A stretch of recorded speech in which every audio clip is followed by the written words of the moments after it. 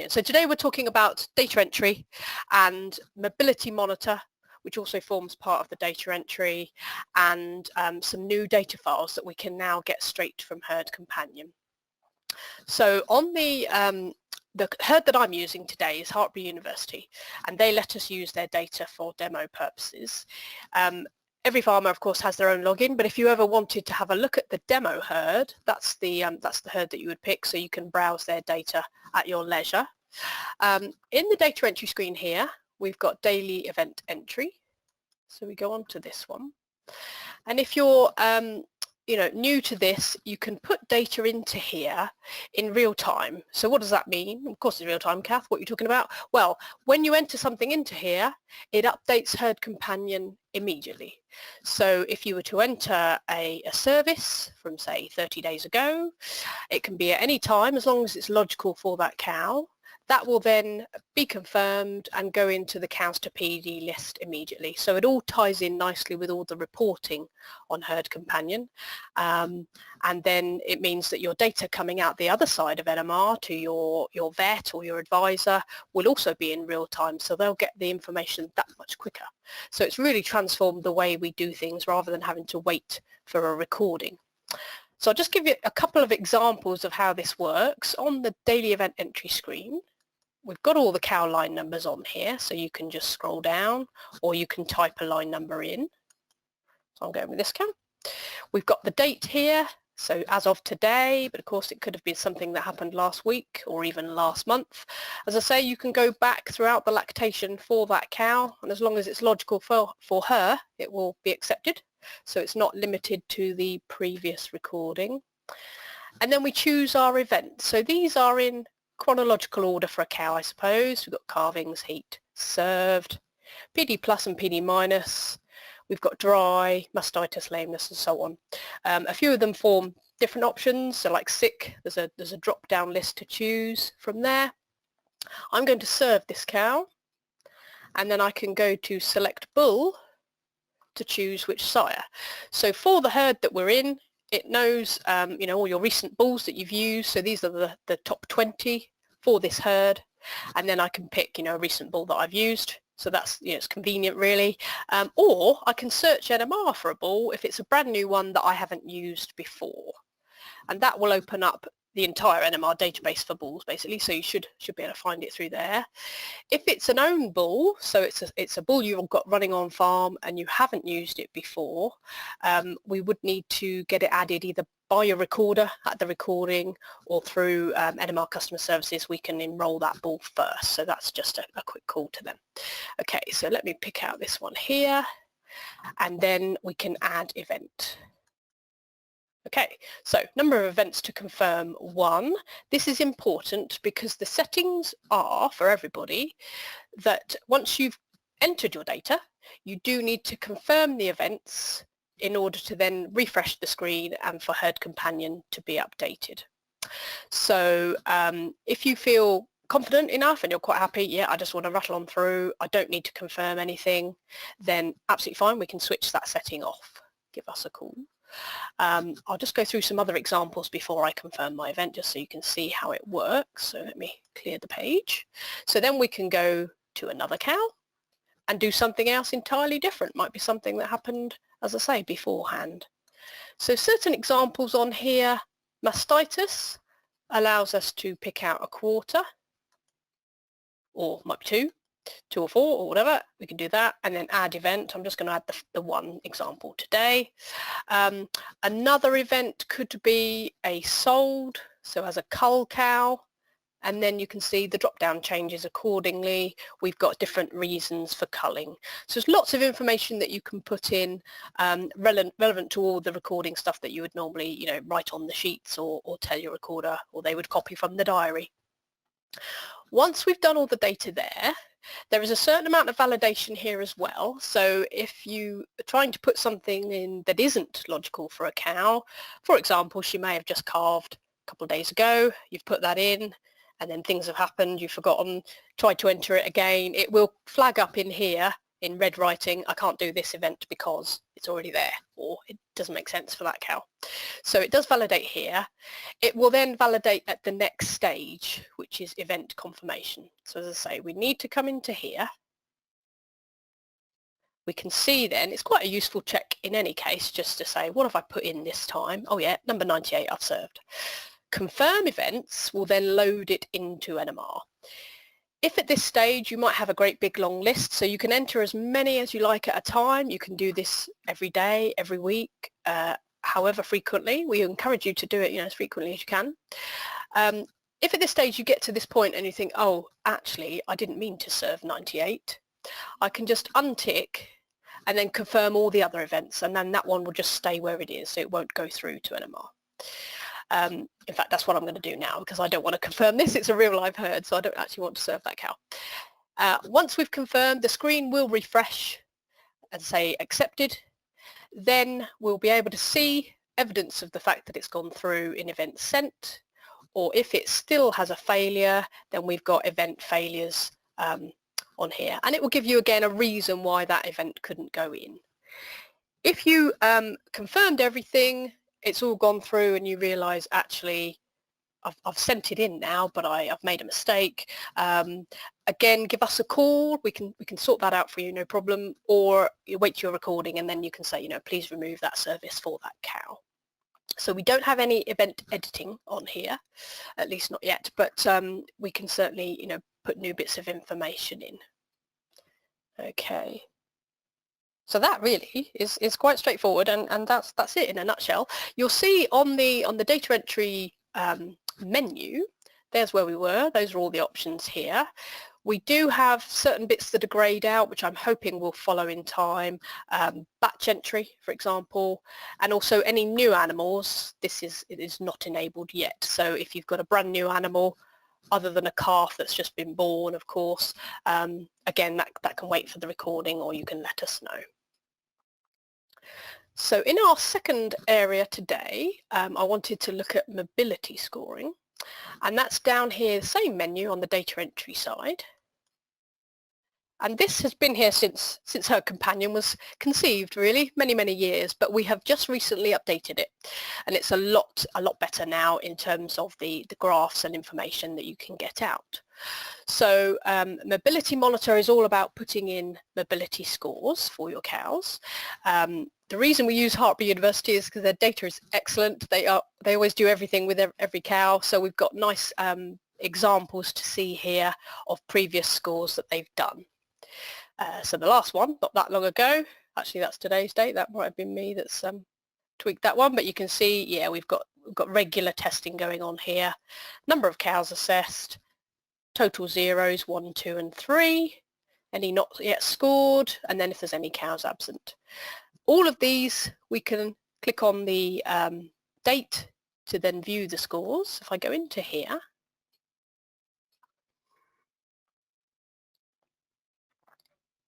just let that refresh. There we go. Edit options. It tells you when it was done and who by, and the actual results of all the cows. So if we did need to back check and we notice maybe an error, something like that, we have got the option to edit existing scores that are already in. If we wanted to then start from scratch, so brand new mobility scoring, we can do it from here or the previous screen. So if I go into this one, again, I'm not going to be putting anything in for real, but I will certainly go through the motions with you. So you can see here we've got then some score titles at the top, and we have scored by, so remember to put your person in, and of course the date is as of today, and the cows down the bottom here in line number order. So there's a few ways of doing it. You could tick on the drop down to record a score for a cow. Depending on your herd size, that may slow you down a little bit. So what you could also do is, for the score zeros, we can type in a cow line number. I can press enter. I go again, 14, enter. I can whiz through quite nicely on the line numbers there and complete the process. Then I can go to score 1 and do the 1s and 2s and so on. General advice here, save as you go. Particularly if you've got, 100 odd cows or more, quick save, allows you to, do 10 or something, save it, and then carry on. Just in case. You never know when your internet might just say, oh, I just need a little break or something like that, and I'd hate for you to lose any data. So the quick save is saving as you go, and then we've got a finish button. When you've completely finished, press that one in order to update the data. Now I'm going to cancel that for now. Back to the start here. Before you even start, actually, you might want to get a template in order to do the scoring actually for live on farm with the cows. Templates and user guide are here. And we've got a choice. So this template you can have without line numbers or with. Without line numbers, you would think would be not as convenient, but actually for the way that we do the scoring, your cows don't walk out in line number order out the parlour or wherever you're doing them, so it would make sense just to be able to write the cow numbers quickly on the sheet. And I'll show you what the sheet looks like. So I've just clicked on that, that's downloaded. It's literally just a piece of paper that you could actually generate yourself, really, but there you go. So we've got our score zeros, 1, 2 and 3, so you can quickly jot down the cow line numbers as they pass you by. The one with line numbers, of course, is a bit more rigid, but in the general method for scoring cows, it may not be too useful. You've got to find, oh, where's cow 55? And by that time she's been and gone, kind of thing. So the templates are certainly there for you to use. Absolutely fine, help yourself there, and a user guide talks you through this part of the site as well. So back on our home page, we've filled in our scoring, we've saved as we've gone, and then we finished.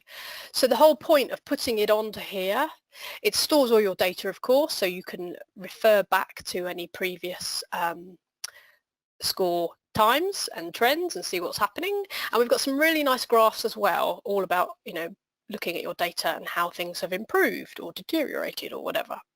If I go to change chart, we get a nice little graphic here. Now it's a little bit overlapped if there's only a few cows that meet all the criteria here.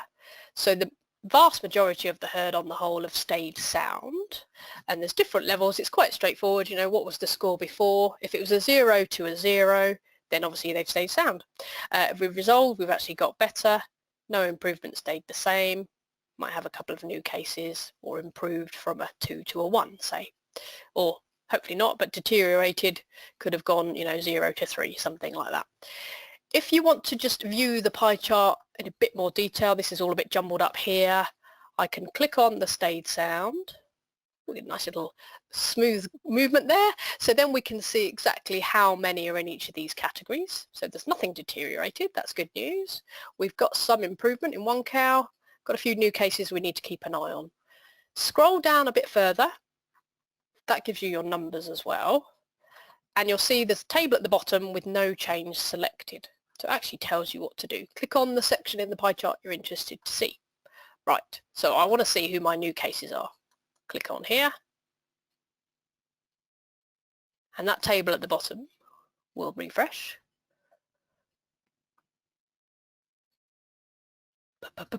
Promise you it will. There we go. New cases. Right, so I can work on these cows, see what's going on. Do they need further inspection? I've actually got some nice comments as well. So you can always add the comments as you do your scoring. We've typed in 0 for cow number 3, enter. But on that enter button, you might want to put in a comment as to a particular foot with a query. And we can see these were all 0s before, my last times, and we've got 2s. Now I haven't done those, so somebody has actually entered those scores today. That's interesting. So it's all live and happening before our very eyes. Okay, then you can go back up to the pie chart, pick out your resolved ones. And again, that will refresh to show you the individual cows' data. All good so far. There we are. So those ones, they were 2s, so they're now 0s. Lovely.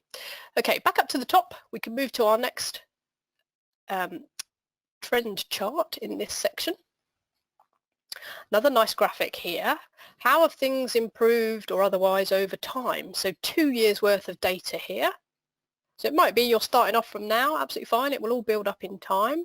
We can see we've had a little bout of you know, severe cases here, 8 cows there, and it tells you the numbers involved on the graph. So back in end of 2020, pretty much eliminated now, and we're looking, you know, quite good on the general scores here. And then again, individual cow data, you can see and sort if you need to on how many you've had of each section.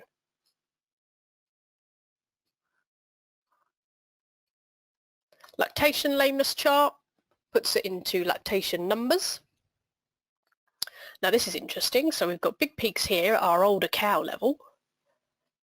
And the number of cows involved, well actually, yeah, big peaks, but look at the numbers. There's only 2 in lactation 7, 4 in 8.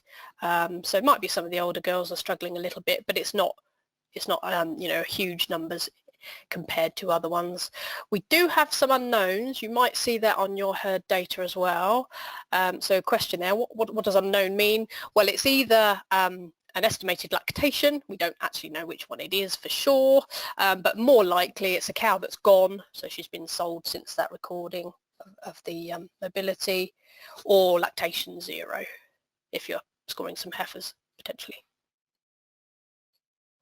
Okay, so yeah, really nice section now, lovely and easy to see, so I do hope you'll make use of that. And again, the point of putting it onto Herd Companion, it's stored there, it's all safe, save as you go, that's my message.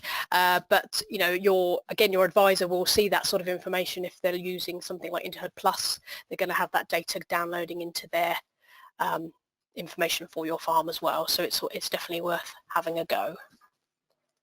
Okay, so I can always come back into there if you've got any questions. My last section today is the new herd data files. So this may not be relevant to all of you, it just depends whether you need any data files for on-farm software predominantly.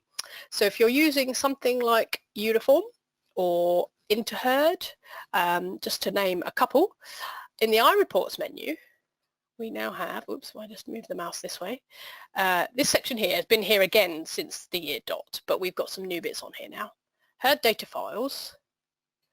And if there's any vets or nutritionists or advisors listening in as well, this would be relevant to you. The 2 new bits I wanted to let you know, we've got CDL, so this is sort of a population type file, which would go into things like Uniform for a vet maybe, or old Interherd if you're still using that for your analyses.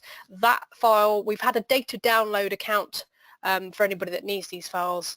That's still ongoing, it hasn't been deleted, but it's different login. You've got to go through the NMR website to get there. So now we've put these 2 files, there's the other one, the data stream, so I'm sure some of you are familiar with that one. It just saves you having to log in separately. So you can come into your Herd Companion, chances are it's all set up and remembered, so you just click a couple of buttons to your data files, and then for the data stream, after each recording, if you are on Uniform, for example, you can download it straight from here. Click on the arrow and that goes into your downloads folder. Now sometimes, mine's quite happy with it, depending on the software for sort of virus controls and that kind of thing, it might query, what are you about to download here, are you sure it's safe? So there might well be a question in the top right corner, in which case you can say, yeah, it's fine, just keep it, and keep anyway, and then it will download usually. So, but anyway, any assistance that you need with that at all, do give software support a call, and they can walk you through it. So I just wanted to bring those 2 to your attention, for where it's relevant. They're a very new addition to Herd Companion. Brilliant. So that was that bit there. Now, I had a question earlier today. Please could you do on your presentation how to download or export the data? So not just the files there, but specific reports that may need uploading into other things such as farm assurance. So for example, if I go into iReports, now a lot of these are a similar sort of format. Let's just pick out the latest recording. So there's our results from the last recording, and it might be we want to export that into Excel to then save it out of Herd Companion offline. Off we go.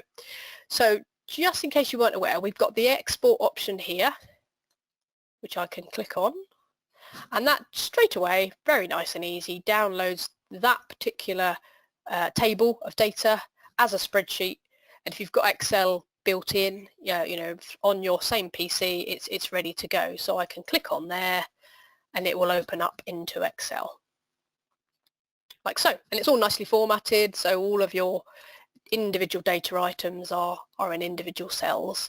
So as far as sorting goes or filtering out over and above what we've got already, really very easy to use. So that's that one. And the other option we may have is, and of course, just to say as well, there's a great deal of sorting and filtering you can do on her companion itself, so don't feel you have to download. For example, I could sort it by cells. So left click sorts in ascending, see the little triangle there. Left click again sorts descending, and we can also then use filters. These little white boxes act as a filter.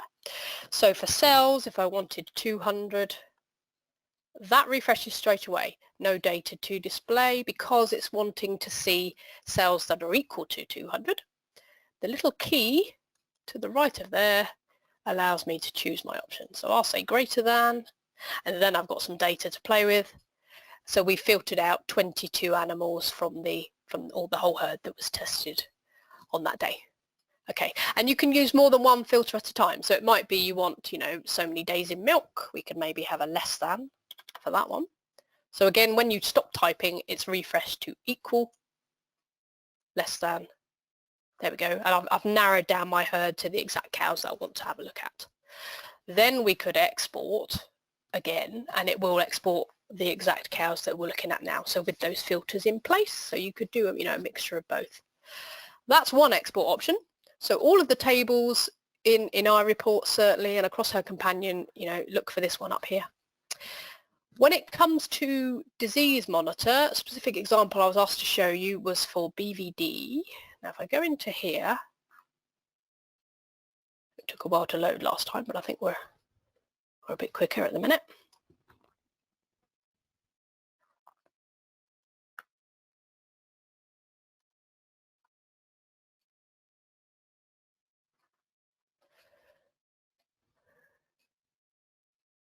So there's BVD on here. There's also Yonis. I will cover that in another session specifically. There we go. So if you've got BVD results, they form as a PDF file. See these little symbols here? This is an Acrobat reader file called a PDF. These ones, so if you wanted to download, the results of, we've got bulk here, we've got individual, so maybe I wanted this particular one here. You can click on the PDF file. Let me toolbar out of the way. That shows you the actual document in question with the results on. So they're all on the second page there. And then if we need to download this as a file, there's a little arrow just to the right corner, which is download, or you could print it off as well if you wanted to. But that one, again, does exactly the same as the others. Actually, no, it doesn't. It asks you where you want to put it. That's useful. So it goes to the downloads folder. Last time it just downloaded. There we go. And you can see it's in the corner now, so we know it's in our downloads folder along with the other two. Then from there, depending on where you need to take it, you can go to whatever portal and then upload and look for that file from your downloads. A bit confusing, isn't it? Upload, download, but you can grab that from the downloads folder. So this little thing I use all the time, this is File Explorer. If you've got one of these on your toolbar, it's very handy. I can go to downloads and then I can find my report there. So that's usually the default folder where things are stored, from a website, her companion, or in fact any other website as well, generally. But you can move them about, they don't have to stay in there. Okay, so I hope that explains that. Woo, sorry, I've gone too far there.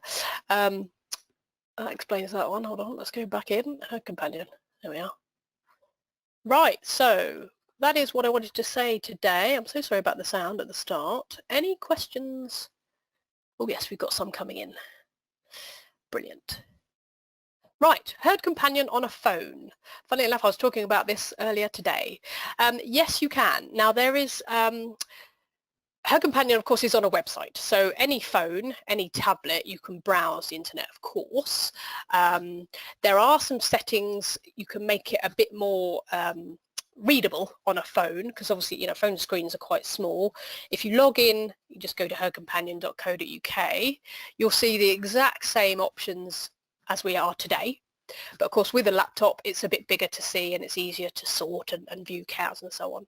So in theory, that's one way. The other option is the mobile Herd Companion site. Just bear with me 1 second. Which is m.nmr. Now I can show you on here, so it'll work on a phone, and it's therefore specific to a phone. So it's the mobile version of Herd Companion. There we go. Now the only slight disadvantage here, it's a different username and a password to your normal Herd Companion login. But give us a ring, we can give you those. It's usually the herd number and then a 4-digit number, and then you can log in and see certain bits of the site. So cell count lists certainly, and your individual cows, but it doesn't have any graphs or anything like that. Right, I'm just going to pause there for 1 little second. I've got a poll here I'd like you to have a go at for your next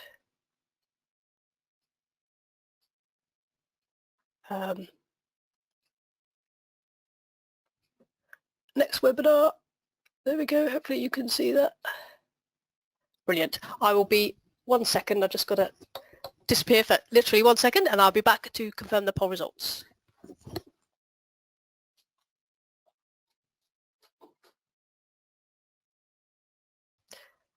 Thank you very much for waiting. Okay. Share. Right, so results of that we have, oh good, so Ingenious got a little bit on, and Yoni's progress and analysis most people would like to see. So that's really good. I will of course cover all of these in turn. I try and do 1 webinar every month anyway. So that's lovely. Thank you all very much for doing that. Right, back to the questions and Herd Companion.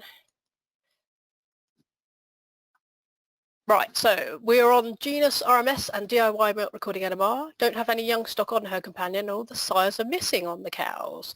Why would that be the case? Don't know without looking, but I will certainly, I'll get your details and give you an email, and we can contact your area field manager and have a look at the data there and see why they're missing. We can certainly fill in any gaps. Absolutely, hope that helps.